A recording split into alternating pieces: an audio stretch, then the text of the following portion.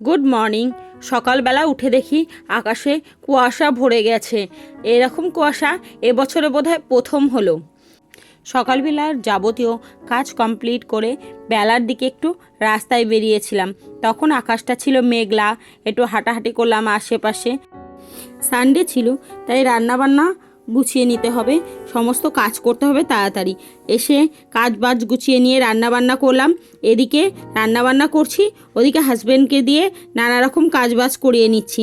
তারপরে দুপুরবেলা রান্নাবান্নায় ছিল মেথি শাক দিয়ে বেগুন ভাজা, উচ্ছে আলু ভাজা, টমেটোর রসা, চিকেন, ডাল এসব। এদিকে হাজব্যান্ডকে এবং মেয়েকে খেতে দিলাম, ওদিকে আমি গ্যাসের টেবিল ফেবিল পরিষ্কার করছিলাম। শীতের দুপুরে এখন একটা নতুন কাজ হয়েছে, খাওয়া দাওয়া করে কাজ গুছিয়ে নিয়ে একটু বেরোনো। ওদের খাওয়া দাওয়ার পর আমিও খেয়ে নিলাম। তারপর বেরিয়ে পড়লাম। আমি পাখির বম্মা রেশনে যেতে হবে, তাই রেশনে সাধারণত পাখির বাবাই যায়। আজ ওর একটা কাজ ছিল বলে ও বেরিয়ে গেছে। ও বেরিয়ে যাওয়ার পর আমরা গেছিলাম রেশনে।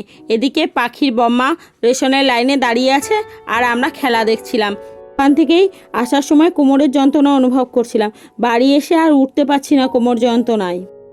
অগত্যা শুয়ে শুয়েই কাটালাম।